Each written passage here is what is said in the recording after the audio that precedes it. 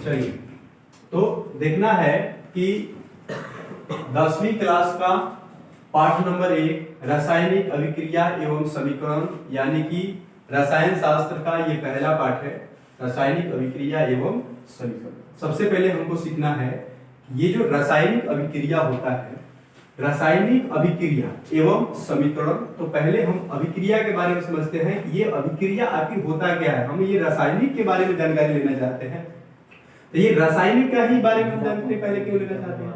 तो पहले हम अभिक्रिया के बारे में जानेंगे, तब पता चलेगा कि ये रासायनिक भी होता है और ये समीकरण क्या होता है। इसके बारे में बारी बारी से हम जांच करेंगे।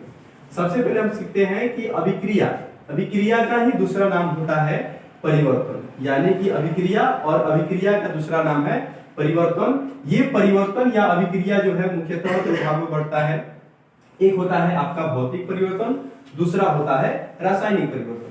भौतिक यानी कि अभिक्रिया का दूसरा नाम भौतिक परिवर्तन और ये होता है रासायनिक परिवर्तन। तो भौतिक परिवर्तन में क्या होता है, जैसे मान लेते हैं हम कोई भी वस्तु लेते हैं, तो जैसे मान लेते हैं कोई भी वस्तु लेते हैं तो उसको जब मान लेते हैं अगर हम तोड़ेंगे, जैसे ये मान लेते हैं एक कागज का छोटा सा टुकड़ा हो गया, अगर हम इसको बार बार तोड़ेंगे तो इसमें आकार में परिवर्तन होगा, रूप में परिवर्तन नहीं होगा, रंग में परिवर्तन होगा। दैट्स कॉल्ड इज भौतिक परिवर्तन। यानी कि हम इसको कहेंगे कि ये क्या हुआ है, भौतिक परिवर्तन। ठीक है। रासायनिक परिवर्तन हम कहेंगे, जैसे मान लीजिए यही कागज का टुकड़ा, कागज का यही टुकड़ा है, अगर हम इसमें आग लगा दिए तो ये ऑक्सीजन की उपस्थिति में जल करके ये आग से राख बन जाएगा। दैट कॉल्ड इज रासायनिक परिवर्तन। तो सब समझ गए? ठीक है। तो कैसे सीखना है अभिक्रिया या परिवर्तन को, अभिक्रिया या परिवर्तन यानी कि भौतिक परिवर्तन, और एक होता है रासायनिक परिवर्तन। तो भौतिक परिवर्तन यानी कि जिसमें आकार में परिवर्तन हो, जैसे हम कह सकते हैं कि इसका आकार में परिवर्तन, आकार में परिवर्तन। ठीक है। न रूप में परिवर्तन होगा, न रंग में परिवर्तन होगा, इसमें कोई परिवर्तन नहीं होगा, सिर्फ परिवर्तन होगा तो आकार में परिवर्तन होगा। रासायनिक परिवर्तन की अगर हम बात करें तो रासायनिक परिवर्तन में आकार के परिवर्तन के साथ साथ, यानी कि इसमें आकार में भी परिवर्तन होगा, ठीक है, रूप में भी परिवर्तन होगा, रूप में परिवर्तन, ठीक है, रंग में परिवर्तन, रंग में भी परिवर्तन होगा। इससे जब हम इसमें भौतिक रासायनिक परिवर्तन जब होता है, तो जब रासायनिक परिवर्तन होगा तो इसमें ताप में भी परिवर्तन होगा, ताप में परिवर्तन के मतलब हुआ कि जैसे मान लीजिए ठोस बिना बुझा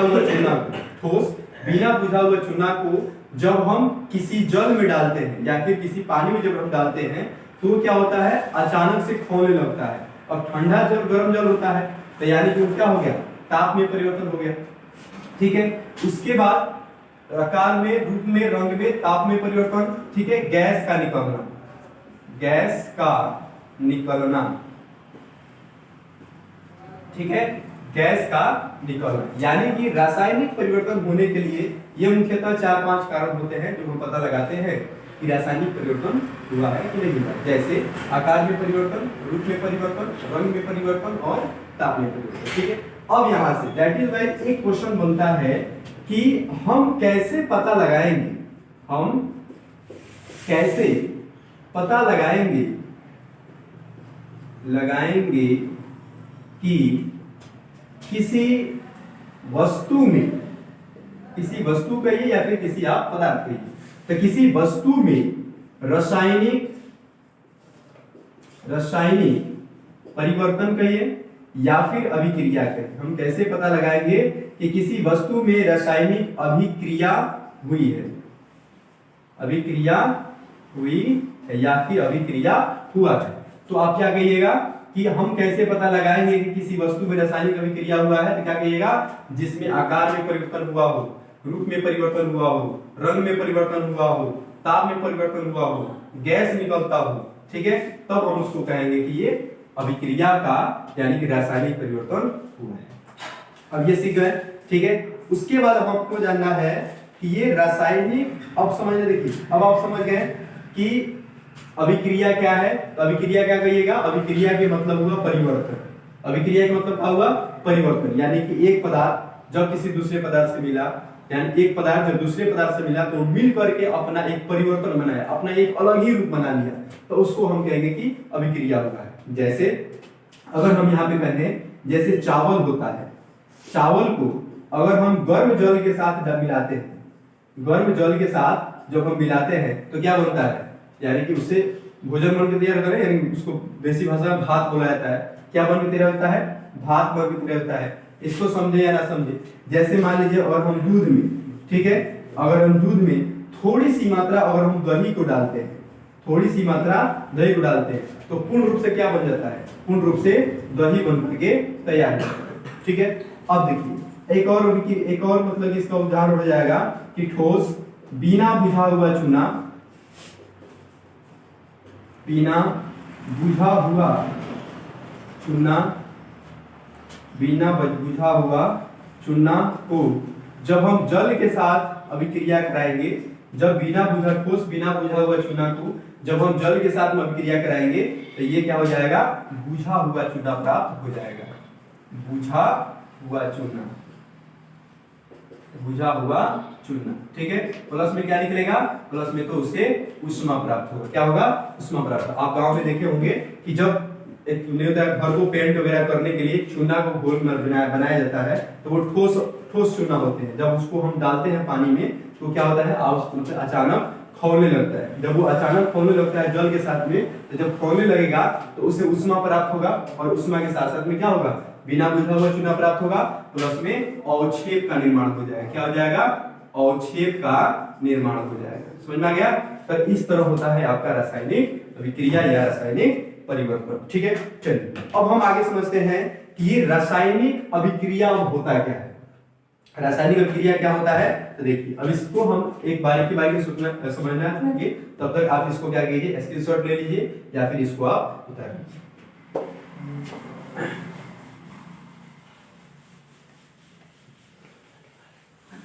देखिए और बेहतर से बेहतर अगर आप चाहते हैं कि वीडियो मिले, क्लासेस मिले एकदम, अगर आप चाहते हैं कि मैट्रिक में 19% आए तो हमारे वीडियो को आप प्यार दीजिए, सब्सक्राइब कीजिए, शेयर कीजिए, ताकि इससे हमारा और भी हुनर बढ़े।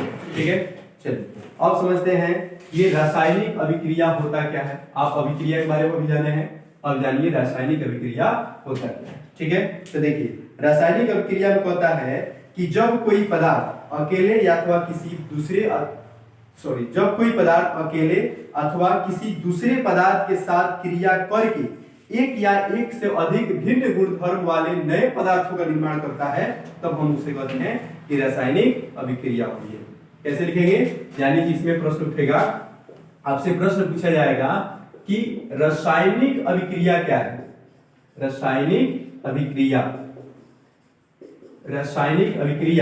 किसे कहते हैं, किसे कहते हैं। ठीक है, रासायनिक अभिक्रिया किसे कहते हैं, तो क्या कहिएगा, जब कोई पदार्थ अकेले अथवा किसी दूसरे पदार्थ के साथ मिलकर के एक से अधिक भिन्न गुणधर्म वाले नए पदार्थों का निर्माण करता है, तब उसे हम रासायनिक अभिक्रिया कहते हैं।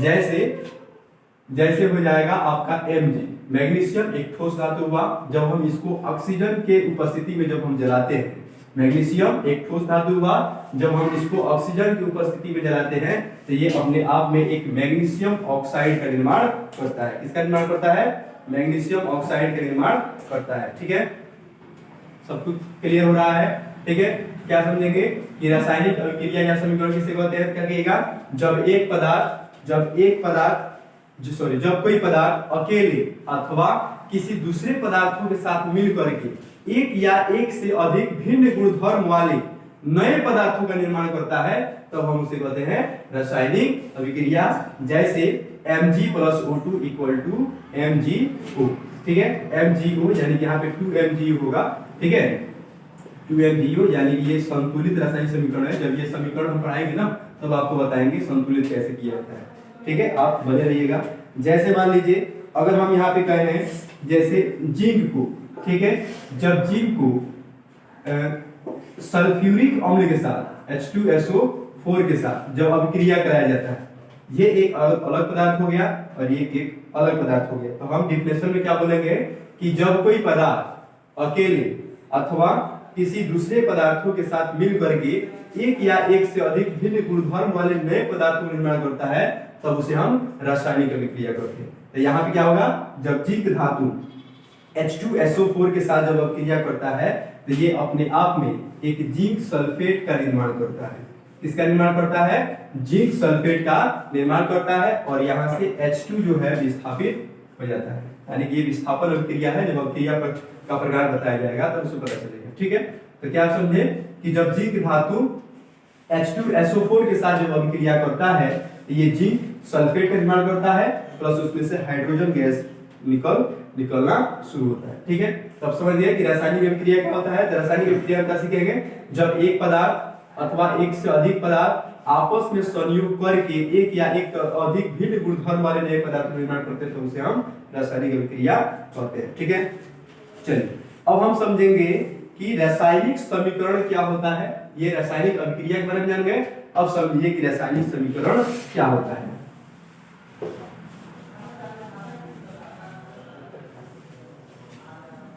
रासायनिक समीकरण,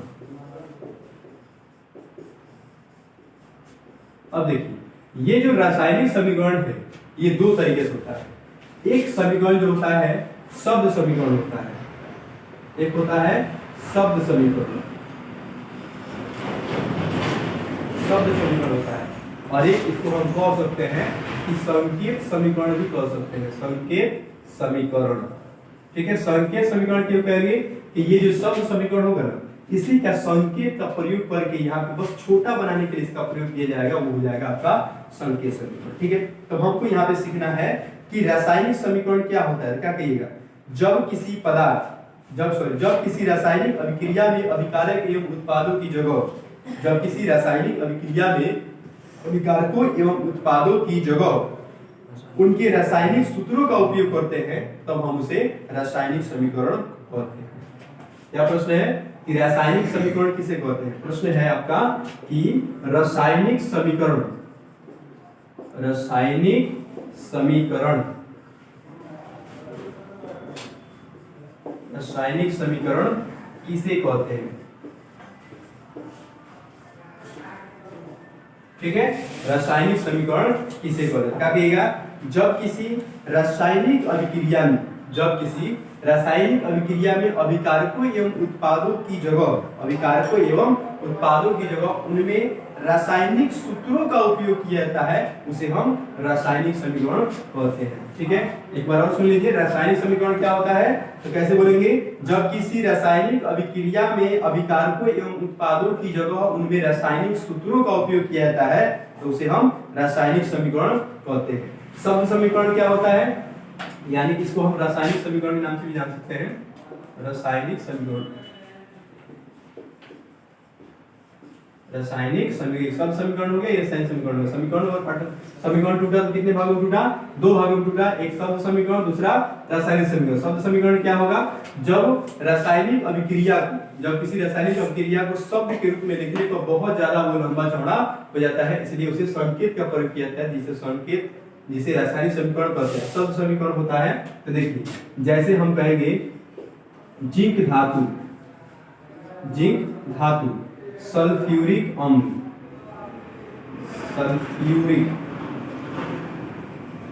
सल्फ्यूरिक अम्ल के साथ जब अभिक्रिया करता है, जब जिंक धातु सल्फ्यूरिक अम्ल के साथ अभिक्रिया करता है तो यहाँ क्या बनता है, तो एक जिंक सल्फेट का निर्माण होता है, जिंक सल्फेट का निर्माण होता है plus hydrogen gas, hydrogen gas. ठीक है, प्लस में हाइड्रोजन गैस का निर्माण होता है। यहाँ तो समझ गए। चलिए अब हमको समझना है एक समीकरण जो होता है, एक समीकरण, समीकरण में मुख्यतः कौन कौन से तथ्य होते हैं। जैसे अगर हम बात करें, जैसे ये मैग्नीशियम हो गया, ये O2 हो गया, ठीक है, और यहाँ पे MgO का निर्माण हो रहा है। ठीक है, MgO का निर्माण हो रहा है। तो यहाँ पे हमको समझने की बात है कि ये वाला जो भाग आपको दिख रहा है, ये वाला जो भाग आपको दिखाई दे रहा है, इसको हम बोलते हैं अभिकारक। क्या बोलेंगे? अभिकारक बोलते हैं। समझ आ रहा है ना? क्या बोलेंगे? अभिकारक बोलते हैं। ये आपको दिखाई दे, तीर के निशान के साइड वाला जो दिखाई देता है वो होता है उत्पाद। क्या होता है? उत्पाद। इसको उत्पाद क्यों बोल रहे हैं? इसको उत्पाद हम इसलिए बोल रहे हैं क्योंकि दो तत्व जब आपस में अभिक्रिया कर रहा है, संयोग कर रहा है, तो एक नए तत्व का निर्माण हो रहा है, यानी हम उसको क्या कहेंगे? उत्पाद कहेंगे। और ये आप जो बीच में देख रहे हैं तीर का निशान, ये तीर का निशान किसका चिन्ह है? तो उत्पाद का चिन्ह। ये किसका चिन्ह है? उत्पाद चिन्ह, यानी कि दर्शाता है कि जब दो तत्व मिला है, दो पदार्थ मिले हैं, तो एक नए तत्व का निर्माण हुआ है। इसमें कोई कंक्लूजन नहीं है। समझ में आ रहा है? ठीक है, तो आप क्या कहिएगा?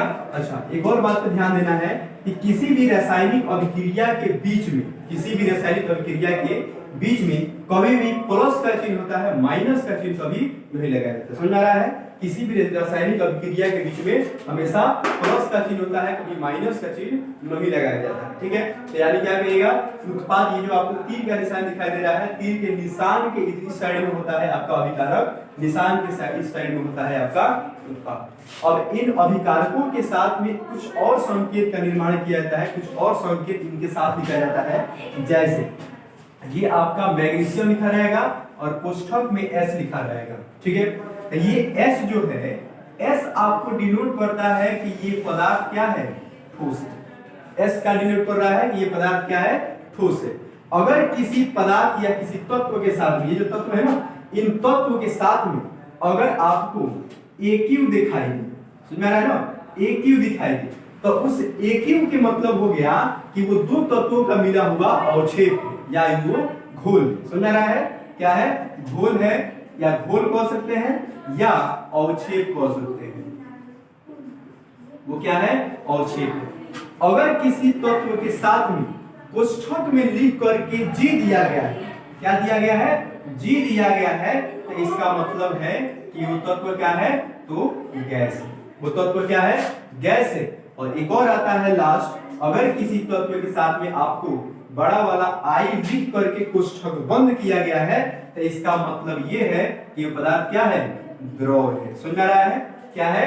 द्रव है। एक बार फिर से देख लेते हैं। क्या समझ? अभी आप क्या सीखे हैं? तो रासायनिक अभिक्रिया सीखे हैं। अभिक्रिया कितने पार्टों में डिफाइन किए थे? तो दो पार्टों में डिफाइन किए थे। एक होता है आपका भौतिक परिवर्तन, एक होता है रासायनिक परिवर्तन। भौतिक परिवर्तन में क्या होता है कि रूप में परिवर्तन नहीं होता है, रंग में परिवर्तन नहीं होता है, होता है परिवर्तन सिर्फ आकार में परिवर्तन होता है, उसे हम कहते हैं भौतिक परिवर्तन। उसके बाद अभिक्रिया का दूसरा या परिवर्तन का दूसरा पार्ट पढ़े थे रासायनिक परिवर्तन। रासायनिक परिवर्तन क्या होता है? रासायनिक परिवर्तन में आकार के साथ साथ रूप रंग में भी परिवर्तन होता है, ताप में भी परिवर्तन होता है, उससे गैस निकलने लगते हैं, तो इसका मतलब हो गया कि वो रासायनिक परिवर्तन हुआ है।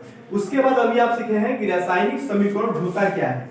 अभी आप सीखे हैं कि रासायनिक समीकरण क्या होता है। तो रासायनिक समीकरण क्या होता है, अभी क्या पढ़े हैं कि जब कोई पदार्थ अकेले अथवा किसी दूसरे पदार्थों के साथ मिल करके भिन्न एक नए पदार्थ या भिन्न गुणधर्म वाले पदार्थों का निर्माण करता है, उसे हम रासायनिक अभिक्रिया कहते हैं। ये समझ गए? उसके बाद अभी आप सीखे हैं कि समीकरण क्या होता है। क्या कहिएगा? समीकरण दो पार्ट में डिफाइन होता है, एक होता है शब्द समीकरण और एक होता है रासायनिक समीकरण। इनको सीखने से पहले सीखना है कि रासायनिक समीकरण आखिर होते क्या है। क्या सीखना है? रासायनिक समीकरण होते क्या है। क्या कहिएगा? जब किसी रासायनिक अभिक्रिया में अभिकारकों एवं उत्पादों की जगह उनमें रासायनिक संकेतों का प्रयोग किया जाता है, उसे हम रासायनिक समीकरण कहते हैं। और ये शब्द समीकरण दिखा गया। शब्द समीकरण यानी शब्द समीकरण क्या है? पूरे हिंदी में मतलब शब्द समीकरण होता है, जब शब्द समीकरण लिखा जाता है तो समीकरण लंबा हो जाता है, इसलिए उनको संक्षेप करने के लिए रासायनिक समीकरण का प्रयोग किया जाता है, यानी कि रासायनिक सूत्रों का प्रयोग किया जाता है, तो वो आपका हो जाता है शब्द समीकरण। समझ आ रहा है?